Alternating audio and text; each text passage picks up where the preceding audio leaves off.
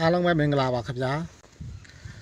တင်နာကတော့ကျွန်တော်မြန်မာအိုင်ဒေါနဲ့ပတ်သက်ပြီးတော့ဒိုင်း3ဦးနဲ့တကွထုတ်လုပ်သူပရိုဂျူဆာမန်မီပေါ့နော်သူတို့တွေတာဝန်ရှိတဲ့လူတွေသိစေချင်တော့ကျွန်တော်ဒီဗီဒီယိုဖိုင်ကိုရိုက်တာပါအချိန်ချင်းအမျိုးမျိုးစဉ်းစားခဲ့ပါတယ်ကျွန်တော်ဒီဗီဒီယိုဖိုင်တင်လို့ဆဲချင်တဲ့လူလည်းဆဲဘလောက်ပဲဆဲကျွန်တော်တင်ကြီးခံပဲလုံးဝပြန်မပြောဘူးဘာပြောဆိုတော့ကျွန်တော်ပြောခွင့်ရတယ်ကျွန်တော်လိုအပ်ချက်ကလေးတွေကို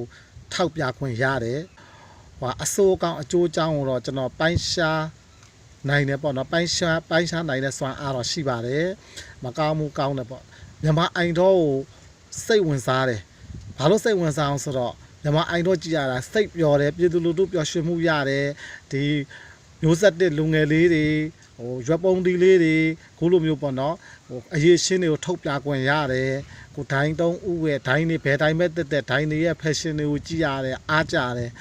ဝမ်းတာတယ်ပျော်တယ်ပေါ့နော်နောက်ဆုံးကြတော့ဒီတော်တန်းဝင်တဲ့17ယောက်ပေါ့နော်ဒီ17ယောက်လုံးနောက်ဆုံးတစ်ဖြည်းနဲ့ဂျင်းခုံးစရာကောင်းလာတယ်ပေါ့နော်တစ်ဖြည်းကြည့်ရတာပို့ပြီးအရာလာရှိလာတယ်စိတ်ဝင်စားမှုလည်းရှိတယ်ပျော်တယ်တော်ကိုပဲပျော်တယ်ကြည့်ရတာပေါ့နော်တူပိတ်တာကိုပိတ်တာအဲ့လိုမျိုးဟိုက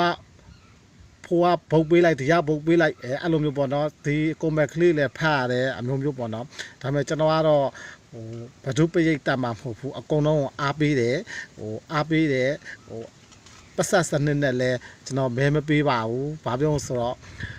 အားပေးတယ်ပေါ့နော်ကျွန်တော်တို့ကလက်လုံလက်စားတွေဆိုတော့ဒီတီဝီကနေကြည့်ရဲကိုဖုန်းလေးကိုကြည့်တယ်ဒီဖုန်းလေးကဘေးကုံခမ်းပြီးတော့ကြည့်တယ်အားပေးပါတယ်ဒီနောက်ပြီးကျွန်တော်အိမ်မှာတီဝီကြည့်တယ်ဒီမြန်မာအိမ်တော့ပေါ်မှာဒီတီဝီလေးကိုဝယ်လိုက်တာပါသူများအိမ်မှာတတ်ကြည့်ရတာအချိန်မရှိဆိုတော့အားနာလို့မလို့ကိုတော့အရာမဲ့ကိုတတ်ကိုကြိုက်တယ်နှစ်တက်တယ်ဒါပေမဲ့ဒီ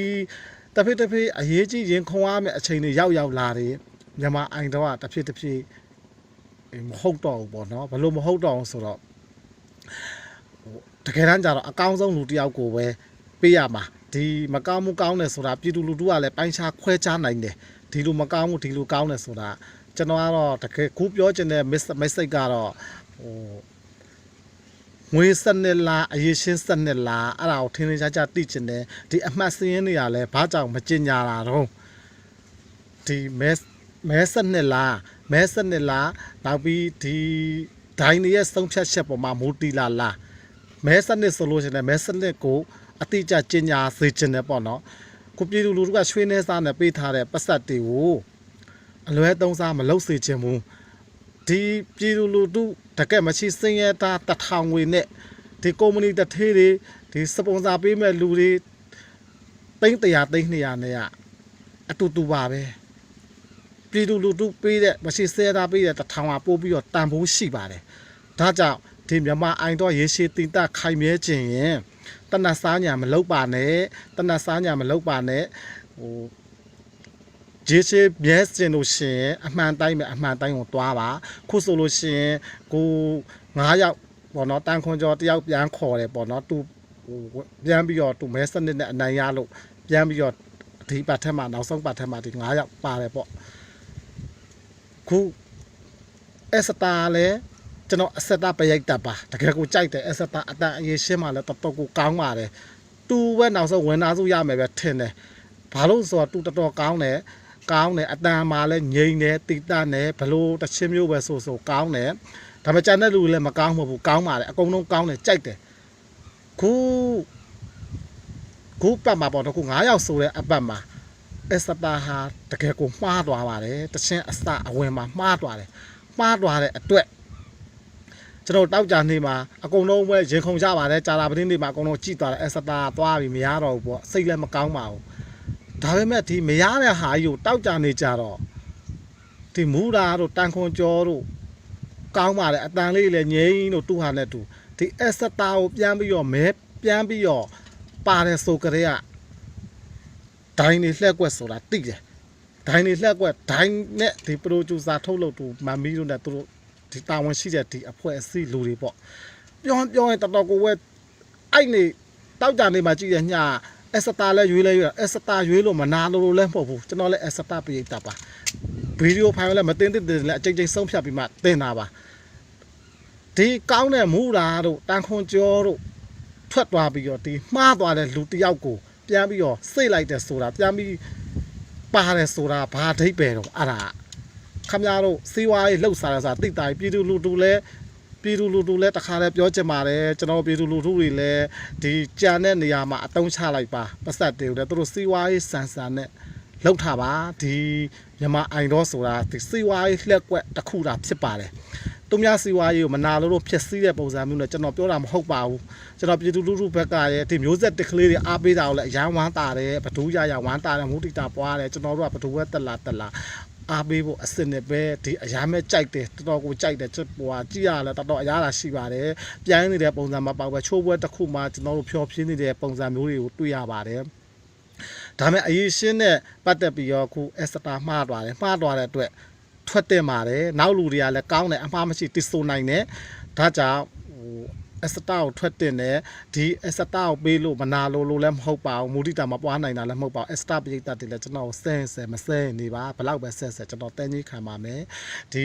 အမှားတစ်ခုအမှားရှိရဆိုတာကိုထောက်ပံ့အောင်တက်ပါကိုဟာတော်တော်ကိုပဲကျွန်တော်တို့ဒီပြည်သူလူထုလည်းမငဲ့ညာကိုဆုံးဖြတ်ချက်ကိုပေါ်မှာမိုးတီးရဲစိုးပြီးတော့လှုပ်ချင်နိုင်မလှုပ်ကြပါနဲ့တောင်းပါပါတယ်အနူးညွန်တောင်းပါပါတယ်ကျွန်တော်ကမြန်မာအိုင်တို့ရဲ့ပြိတ္တတယောက်ပါအဲ့နေဆိုလို့ရှိရင်ကိုအိမ်မှာရှိတဲ့တီဝီကိုခွဲတောင်ပိုက်ချင်တဲ့စိတ်တက်တဲ့အရန်ကြသွားပြီးတော့အရင်ရှင်းရှိတဲ့လူတွေထုတ်ပြီးတော့သူအရင်ရှင်းရှိခဲ့တော့အချိန်တော့ရှိခဲ့ပြီသူလည်းနာမည်တစ်လုံးရသွားပါပြီလှုပ်ရှားလို့ရသွားပါပြီအဲစတာဘက်ကဘလောက်များစပွန်ဆာတွေများပြီဘလောက်မျာ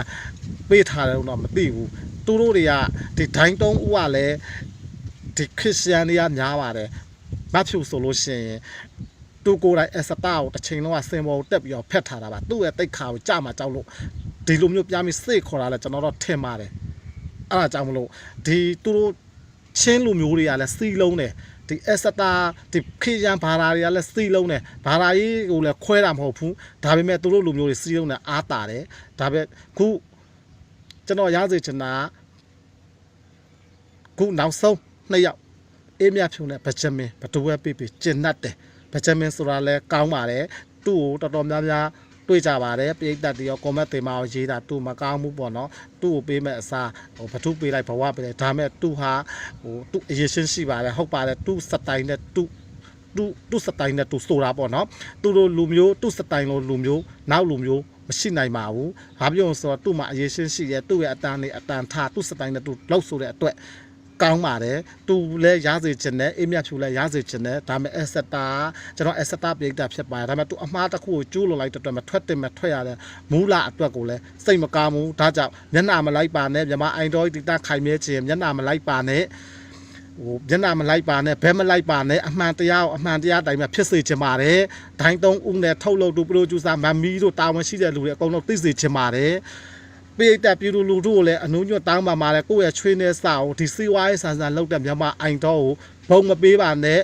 မဲမပေးပါနဲ့ကိုချိတာလားဆုံးရှုံးသွားပါလိမ့်မယ်။ဘာပြုတ်လို့ဆိုတော့သူတို့ကဒီစီဝါးရေးစနစ်နဲ့အမှန်တရားမဟုတ်တဲ့အတွက်ကျွန်တော်ခုလိုမျိုးတင်ပြတာပါကျွန်တော်ပြောတာလေအမှားပါရင်ပါသွားပါလိမ့်မယ်ဒါပေမဲ့ဘထုမှရည်ရွယ်ပြီးတော့မပြောပါဘူးဘထုမှအိတ်တာမစီတာမနာလို့ဝင်တိုးစိတ်နဲ့လည်းမပြောပါဘူးအမှန်တိုင်းသိစေချင်လို့ချပြတာပါပြောတာပါခုရောက်တော့မယ်28ရက်နေ့ကျင်းညာထားတာ28ရက်နေ့ပေါ့နော်မကြည့်လဲကြည့်ချင်တယ်မကြည့်လဲမကြည့်ချင်ဘူးဒါမဲ့ခုအေးမြဖြူလေးကိုပဲအေးမြဖြူနဲ့ဘဂျက်မဲ့ဘဒူးရဘာသာရေးလဲမတိုက်ထုတ်ဘူးဘာသာတူပဲတတိုင်းပြည်လုံးတနိုင်ငံလုံးတစ်ကမ္ဘာလုံးမှာနေကြတာအတူတူပဲနေကြမှာနောက်ဆုံးအသက်တရားအတွင်းမှာအကုန်လုံးတေချာမှာပဲဒါမဲ့ဒီမြန်မာအိုင်တော်ကြီးကိုတေတရေချစ်ခိုင်မြဲချင်တယ်ဆိုလို့ရှိရင်မဟုတ်တာတွေမလုပ်ပါနဲ့ဟိုငွေမျက်နှာကိုမလိုက်ပါနဲ့အဲ့ဒါလေးကိုဒီဗီဒီယိုဖိုင်ကိုသိအောင်လို့သူတို့စီကိုရောက်အောင် share ပေးကြပါအားလုံးပဲ share ပေးကြပါကိုယ့်ရဲ့ချွေးနှဲစာလေးကိုလည်းအဖိုးတန်ချင်းရှိအတုံးချကြပါကိုယ်စာကိုယ်ဆိုဖြစ်မဲ့မူတီတာပွားပေးရမယ်ဟာဒီလိုသူတို့တွေတာဝန်ရှိတဲ့လူတွေဒိုင်းတုံးဥထုတ်လုပ်သူတွေလုတ်ပုံနဲ့အကုသိုလ်တွေဖြစ်ခဲ့ရပါတယ်အားလုံးပဲကျေးဇူးတင်ပါတယ်ခုလိုမျိုး Facebook တွေတုံးရတယ်ကိုယ့်ရဲ့ခံစားချက်ပေါ့နော်ဖွင့်ချပြရတယ်ပေါ့နော်ဒါမဲ့အမှန်တရားကိုပြတာပါအားလုံးပဲကျေးဇူးတင်ပါတယ်တာရနာပြုလုပ်ငန်းတွေလည်းလုပ်နိုင်ကြပါစေကျွန်တော်ကပရဟိတလူငယ်တယောက်ပါဟိုဘာသာရေးတာရနာရေးကိုတကယ်ပေါ့နော်အရှာမဲရင်ထဲကနေပြီးတော့ အများစိတ်ချမ်းသာဖို့အရေးကိုပဲကြည်တယ်ကိုဘလောက်ပဲနစ်နာဆုံးရှုံးနောက်ဆုံးကိုအသားကိုဖဲ့စားမယ်ဆိုတောင်းပါပဲကျွန်တော်ကြွေးဖို့အစင်နဲ့ပါဒါကြောင့်မလို့ကျွန်တော်ပရိုက်တာလူငယ်တယောက်အနေနဲ့မှားတာမှန်တာချပြတာပါကျွန်တော်ပညာမတတ်ပါဘူးတောမှနေပါတယ်စာမတတ်ပါဘူးဒါမဲ့အမှားအမှန်ကိုခွဲခြားဝေဖန်ပိုင်းခြားနိုင်ပါတယ်အားလုံးပဲကျေးဇူးတင်ပါတယ်30ပုံအလုံးစုံအကုန်လုံးကြားမှာကြပါစေချမ်းသာကြပါစေခင်ဗျာ